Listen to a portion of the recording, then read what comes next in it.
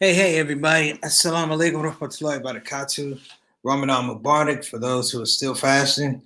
You're hungry. I'm hungry. Let's get to this. Listen, this is kind of a kickback show. I like to take a theme. I like to take a theme sometimes during Ramadan or through the course of these presentations of the ShOUT show. And I want to talk about forgiveness. I want to talk about forgiveness in a real term. I've named this show, Why Can't We Be Friends? Why did I name it that show? Because sometimes we have people, we might love them, we might hate them, but push comes to shove, we can't be friends. Got to move on. And I think the thing that really can be pulled from here, because generally most of the time, we're good people. We're really good people. They have a term that says, forgive and forget. You never forget, though. To forget is almost unnatural. That's like a modern ailment that you forget. These days are just too interconnected. They're just oversaturated with social media. Nobody forgives fully these days. That's the way I feel. And if you forgive fully, God bless you. But it's such a hard thing to do. I think everybody has been in a situation, a scenario, where you've invested. And that's the thing with relationships. That's what makes it so hard about forgiving people or dealing with difficult people. It's like you have invested in people, their families, their welfare, the spiritual health, the mental health, the financial health. A lot of times the hurt that we get is because we believe generally that these are good people. So today, talking about why can't we be friends, I think it's an honest conversation, a very honest conversation. Is it pertinent is it realistic to say these days that the art of dealing with difficult people has become more and more difficult? Meaning people don't want to really hear the truth. People don't want resolution. We're in a political situation, political scope these days, where people can legitimately lie to your face. And I don't mean little lie. I mean big lies to your face. And there's no consequences. And I keep thinking, why are there no consequences? And I'm thinking possibly, it may just be me, maybe my mind, I don't know. But have people put put investment in the fact that somehow, some way, being difficult pays off. Not working with folks, not being conciliatory, not being honest, not being forthright, not making compromises. There are people who believe that being difficult somehow is value added to character. Now, let me say that I'm 53 years old. When I say 53 years old, I mean I'm an old school 53 years old. You gave your word, you kept your word. If you made a mistake, you said I'm sorry and you kept it moving. They have a term these days, and we keep coming up with these terms. They have a term called gaslighting, which is basically a person will try and take your reality, flip it around, and now your reality somehow is irrelevant, redundant, or foolish. Meaning, basically, they're gonna take your truth and turn it into a lie. I don't know where this started happening. I don't know where this is okay. This is my problem with politicians. You can get caught dead in a lie, and they will make a conversation about, well, the lie wasn't that big. They used to say the beautiful thing about the truth is you never have to remember the truth. You're gonna tell it, however the truth is, you're gonna tell it over and over and over and over and over the same way. Now we have an issue where people don't value the truth. And this is a really, I don't want to say a negative subtlety. This is something deep, folks. Because I keep seeing people who are difficult people being put in places that affect people like you and myself and they continue to have it. They continue to be difficult. They call it the double down, the double down. I call it the double dumb. Because we have children who are being raised up, who come out of our houses, they come out of our communities. We tell them about doing the right thing. And consistently, we see people with these characteristics, these personas, these ideas, constantly in places of influence and power, making it look like this is the way you win. Having a difficult conversation is with a person is one thing. Having a difficult conversation with a difficult person is a whole nother phenomenon. When I talk about having a conversation with a difficult person, you literally have to look at the history of that person. If you want to know how to have that conversation, you're going to have to speak to people that that person has spoken to. And you're going to have to really literally categorize or catalog where they were in their different type of conversations. Were they reasonable here? Did they make a strong, compelling argument? Were they belligerent? Were they gaslighting? And you literally have to go through that because it's almost not having an argument. It's almost like being in court. And tell me, is that real when you almost feel like you're in court with an individual? I don't mean to talk about lies or things like that, but it happens. I'm not the dude. I'm going to give a shout out to my main man, ShOUT. Hey, brother, love you, man. But I just want to tell you, I missed your wedding. But my book to you and the wife, I hope everything is going along well and you guys survive through COVID. All right. Okay. All right. That's wrong. But that was kind of funny. Even in our houses, man, we're finding with this COVID situation that people are finding out their spouses are not the people they thought they were because you're seeing them in a different type of context. You're seeing them stressed over a period of time. You're seeing them, you're seeing people who don't like themselves. I literally, as a school teacher, when I taught severely most disturbed kids, this is not about the kids. This is about their condition. I love the kids, hated their condition. Loved the children, hated their condition. Because their condition was when they came to my classroom, they were at the bottom, they were at the end of the rope. This was the last classroom you could be in before they put you in a warehouse waiting for prison. That's real talk. I'm not being a jerk about it, but this made it difficult to talk to the kids because the kids didn't trust you. And that's also that's also something when you deal with difficult people, it's extremely hard to trust them. They literally have a legacy in most cases, and I'm talking a legacy. Like if you've been to jail, if you've done 15 crimes, they call it a jacket, you got 15 crimes. When you deal with difficult people, nobody gives you the jacket. I'm just keeping it real. I'm shout out my main man, Adam. Love you, brother. Assalamu alaikum. It's my main man from Kansas City. Big ups to you.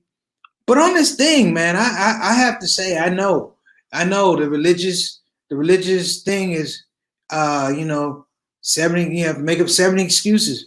But what happens when you get to 71 and 72 and 73? What am I saying? Look, at this point in time, I'm lying. The problem in me is you. And well, how can we say this in a kind way? Because this is Ramadan. You can make dua for the difficult person, dealing with the difficult personality. Some people, honest guys, they don't know that they have difficult personalities. And sadly, when they do find out, it's in a crucial or a crisis situation, meaning that it affects not just them, but their families and the way they do things and literally how they connect with the world. So my point is, how do you deal with that difficult person? Rule number one. Always stick to the problem. Don't stick to the personality. Number one, stick to the problem. Don't stick to the personality. Because what happens with most difficult people when they're dealing with the truth, they make it personal. Oh, you didn't do this. Oh, you didn't do that. Oh, the last time, and the history is always foggy. That's number one. Number two, when dealing with the difficult person, have patience. Patience. And I don't mean patience to take abuse. I don't mean patience to that things turn around. Patience to figure out what this person is talking about, because if it's not what the problem is or it's a pathway to a solution, you need to get out, because that person needs to be alone. At that point in time, I'm not saying that you're wasting time. No, I'm not saying you're wasting time. I'm saying you're taking part in the exercise that's futile in some regards. I say lay the breadcrumbs for reason, lay the breadcrumbs for reduction argument, and then maybe come back a little bit later. Sometimes people just aren't really ready to talk. Number 3, dealing with a difficult person. Keep all sharp knives and forks away from your reach, because you will try and stab somebody.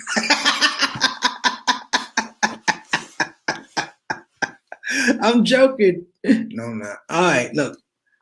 My thing right here is this. Why do we have to deal with difficult people? At some point in time, difficult people are going to make decisions. Major decisions. Decisions that affect them, decisions that affect your job, decisions that affect your health. We're in a situation right now. I don't dump on the president, but I ain't gonna lie. This dude is beyond difficult. And why do I say that? I'm not saying because I just found out. Everyone who dealt with this dude knew he was difficult, going back to before he was president. His business dealings were difficult. His relationships were difficult. His family relationships were difficult. His relationship with the media was always difficult. You know how he got elected? He figured out how to talk to difficult people. Say that again. He figured out how to talk to difficult people because he knew how.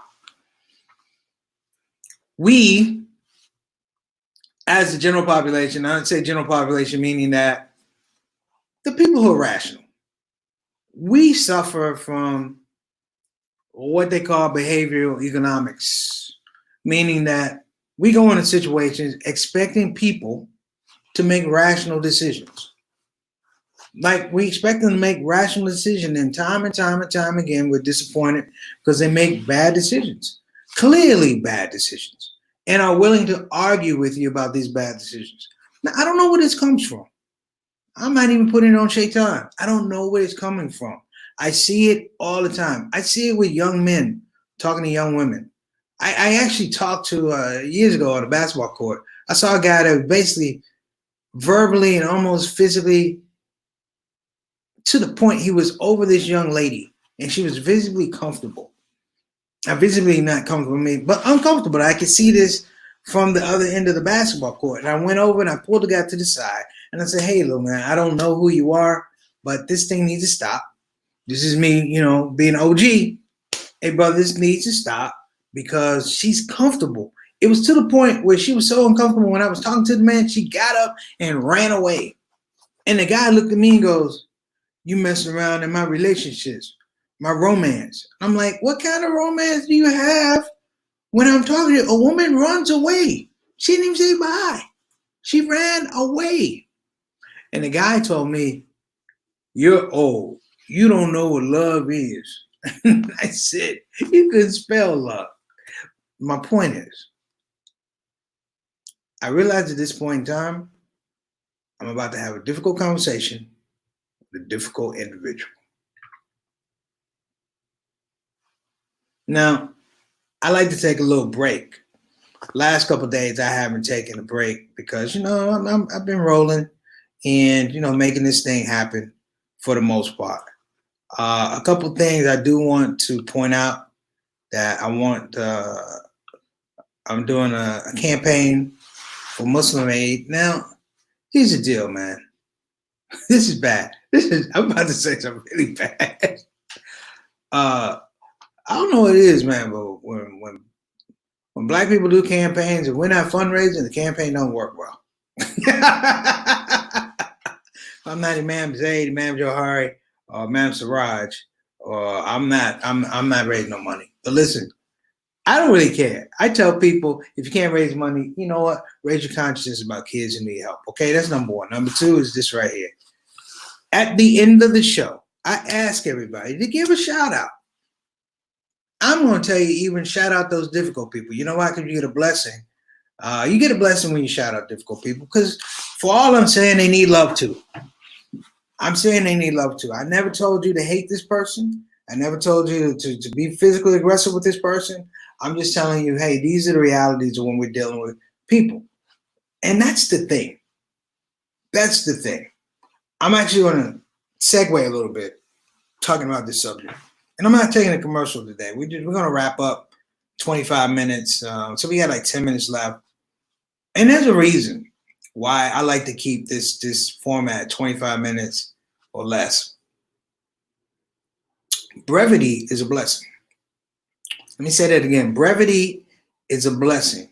What it means, brevity means that sometimes being able to say just enough is better than trying to say everything.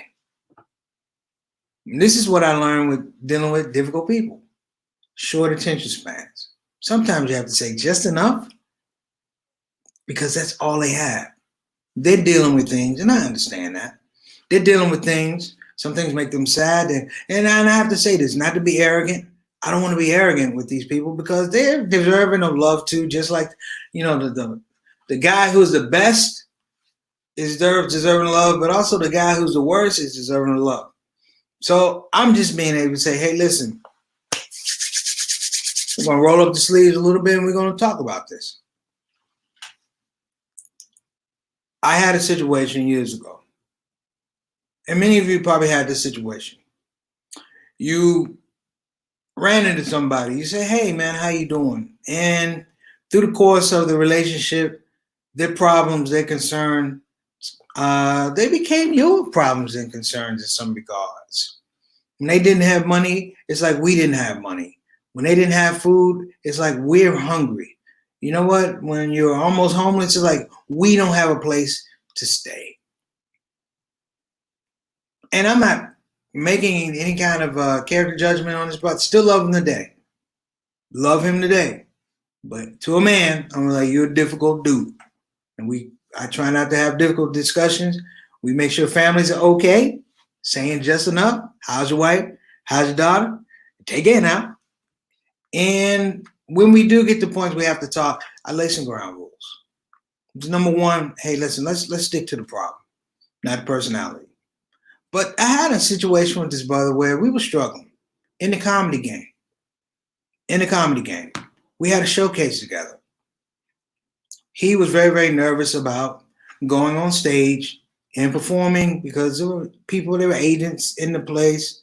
I'm actually thinking about writing a movie called All Jokes Aside, but we were in this place. It was a showcase. Your boys coming loaded. I got jokes I've been writing. I'm trying to get on this little show type of deal. I worked with him on his show the whole time. Like, I took away from my own preparation just to make sure, hey, man, look, let's get up and represent. Even if you don't hit it 100%, guess what? You can shine, make sure these people know your name. I actually wrote out material for them, rehearsed them. We rehearsed together. I wrote my material. He's like, that's funny. Real talk. Get to the club. His set time was before mine. And I thought that we were going to be like going maybe 4 or 5, something like that. Turns out he went a lot earlier than I thought. And I was like, this is kind of crazy. I just showed up in time to watch him do in front of all these industry people 90% of my jokes. 90% of my jokes. That's like if you're a speaker, Adam Satani.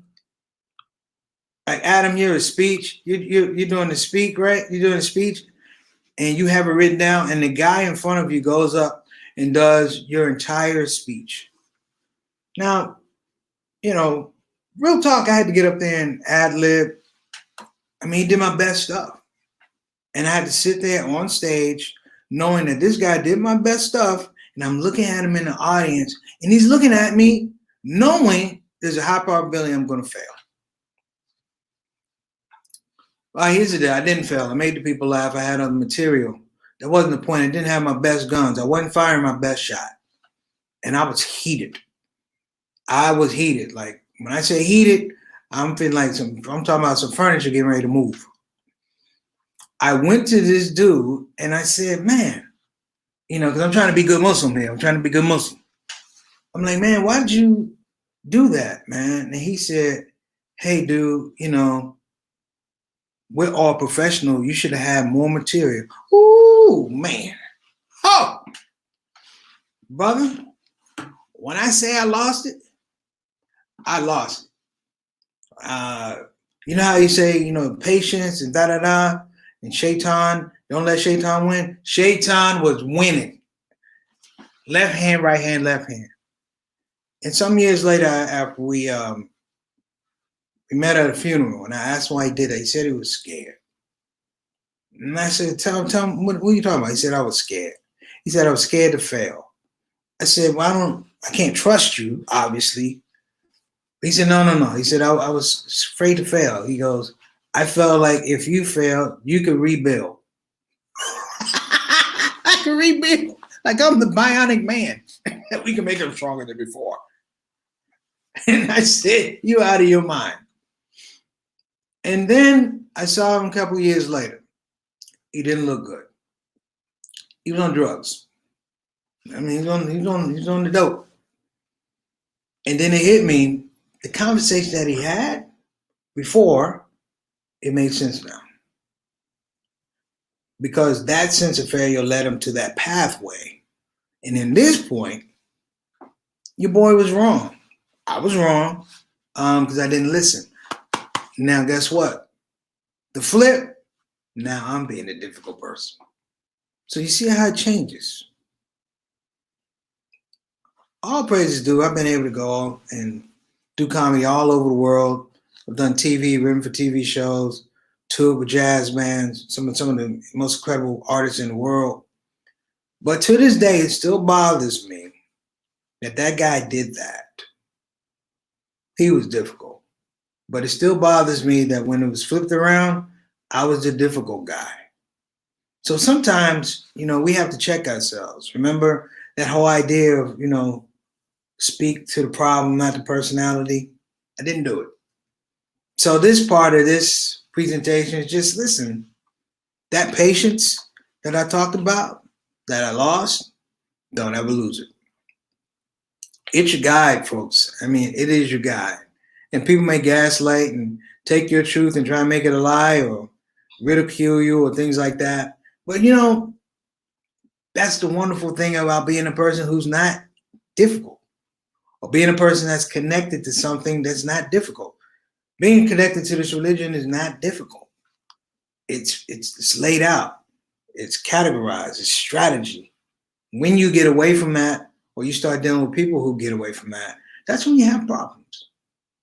So listen, I'm going to shout out a few people who actually on it. Brother Samir, I already shouted you out. Saeed, Adam, listen, today is one of those laid back days. This is Sunday. I know everybody will be right into the grind. And I want to give everybody on the comment section a lot of love because we're going through a lot of transition, man. Stuff we didn't think was going to happen. And I'm saying this thing. I'm not a psychologist. I'm not a psychiatrist. I'm not even a mental therapist, man. But I'm human. And that part allows me to speak to at least this type of dynamic, this type of emotional. And I'm going to ask everybody, and even the brother who was difficult, hey, man, I love you. I love you. I've known you since we were back in the game. But you're a difficult dude. All right, everybody. Take care. I will see you in the next show. I don't know what the subject matter is going to be, but I'll post it. Please continue to support this project, the Shout Out Show with Preacher Moss. There's a subscribe button somewhere on the YouTube thing. Click that. We're trying to make this thing go a little bit bigger. These are all part of the run-up. This is what I'm calling Preacher Moss's 30 for 30 during Ramadan. We're going to do a broadcast every day, 25 minutes. I appreciate you coming on because you know what? You guys make me better. You make me better. And hopefully if you make me better, I can make the show better. And when I give it to everybody the way I want to with all the bells and whistles, this is going to be a heck of a show. Adam Satoni, I know you out there, brother. I'm gonna have you on the show. Saeed, you too, talking about comedy. Samir, talking about comic books. Listen, everybody, this is Preacher Moss. Love you. Listen, even for the most difficult people, they say whatever difficulty is relief. But for every difficult person,